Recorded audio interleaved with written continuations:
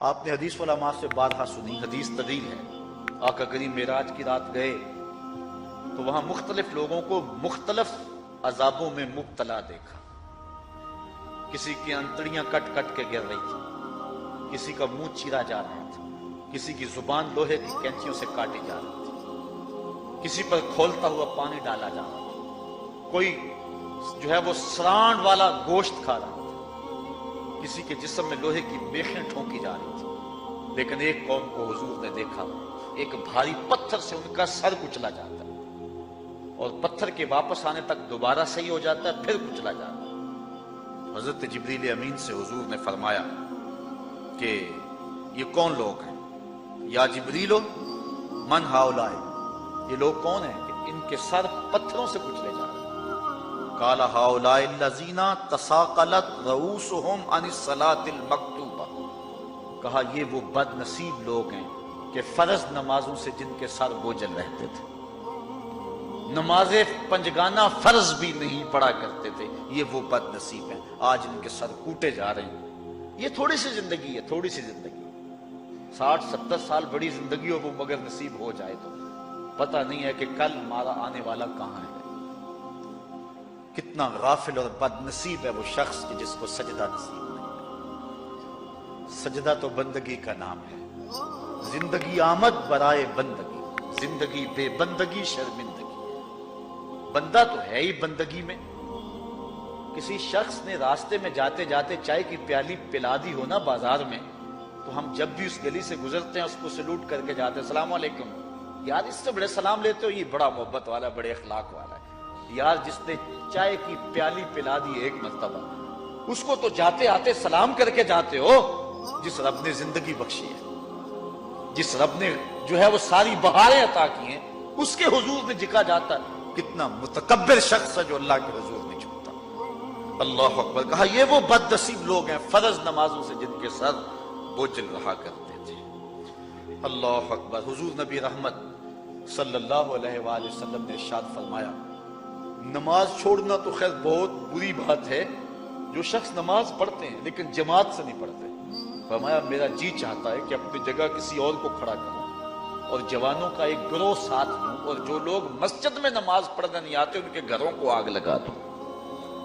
رحمت للعالمین آقا فرما رہے ہیں کہ ان کے گھروں کو آگ لگا دوں۔ کتنا غصہ ہے ان لوگوں پر کہ جو مسجد میں آ کر نماز نہیں پڑھتے، اور جو پڑھتے ہی نہیں، اس دور میں تو کوئی تھا ہی نہیں کہ مومن ہو نماز نہ پڑھتا ہو۔ اللہ اکبر۔ تو مومن نماز ہی پڑھتے تھے، تو اگر کسی سے گھر میں نماز پڑھی گئی تو فرمایا میرا جی چاہتا ہے۔ آج نماز تو نماز رہی، ہم کو تو جمعہ بھی نصیب نہیں ہے۔ کتنے لوگ ہیں کہ جو پابندی کے ساتھ نماز جمعہ بھی نہیں پڑھتے۔ حضور کا ایک فرمان سنیے، آقا کریم نے ارشاد فرمایا، من ترک الجمعۃ ثلاث جمع متوالیات فقد نبذ الاسلام وراء ظہرہ، جس نے بغیر کسی عذر کے 3 جمعے چھوڑ دیے، اس نے اسلام کو اپنی پشت کے پیچھے ڈال دیا، اس نے پرواہ ہی نہیں کیا اسلام کی۔ اور ایک حدیث کے لفظ ہیں، من ترک ثلاث جمعات من غیر عذر کتب من المنافقین، جس نے بغیر کسی عذر کے 3 جمعے چھوڑ دیے، اس کا نام منافقوں کی فہرست میں لکھ دیا جاتا۔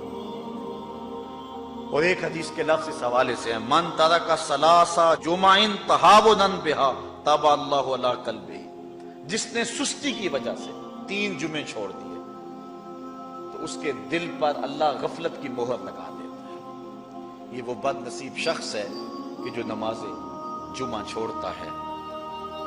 حضرت ابن حجر نے الزواجر کے اندر ایک روایت لکھی ہے، وہ فرماتے ہیں جو شخص نماز ترک کرتا ہے اس کو بہت ساری رسوائیاں ہیں۔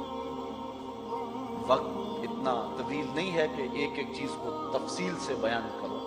وہ کہتے ہیں پہلی بات تو یہ ہے کہ اس کی عمر میں برکت اٹھا لی جاتی ہے، دوسری بات اس کے چہرے سے صالحین کا نور اتار لیا جاتا ہے، تیسری بات وہ کوئی بھی عمل کرے اس کا ثواب نہیں ملتا اس کو، یہ دنیا پر اس کو سزائیں ہیں۔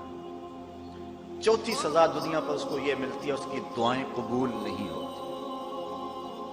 اور 5ویں سزا اس کے لیے یہ ہے کہ اس کے لیے جو نیک لوگ دعا کرتے ہیں ان دعاؤں کا حصہ اسے نہیں ملتا۔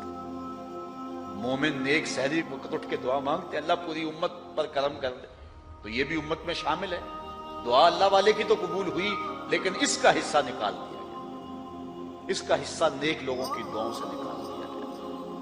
اور جب وہ مرنے لگتا ہے نزا کے وقت 3 اس کو سزائیں ملتی ہیں، ایک تو بھوکا مرتا ہے، دوسرا پیاسا مرتا ہے، تیسرا ذلیل ہو کے مرتا ہے۔ اور قبر کے اندر اس کو 3 سزائیں ہیں۔ حضرت امام ابن حجر کہتے ہیں ایک تو اس کی قبر تنگ کر دی جائے گی، حتیٰ کہ ادھر والی پسلیاں ادھر اور ادھر والی پسلیاں ادھر۔ دوسرا اس کی قبر میں آگ ڈالی جائے گی، جو اللہ کے حضور نہیں جھکتا اس کی قبر اس لائق ہے کہ اس میں آگ ڈالی جائے۔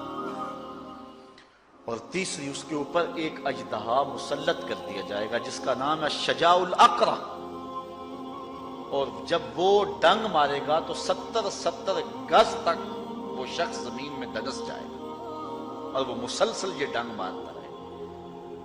اور کہا کہ 3 سزائیں اس کو حشر میں پہنچیں گی، ایک تو اس کا حساب سختی سے لیا جائے گا، اور جس کا حساب سختی سے لیا گیا وہ بچ پائے گا، حساب سے بچے گا وہ جس سے اللہ صرف نظر کرے گا۔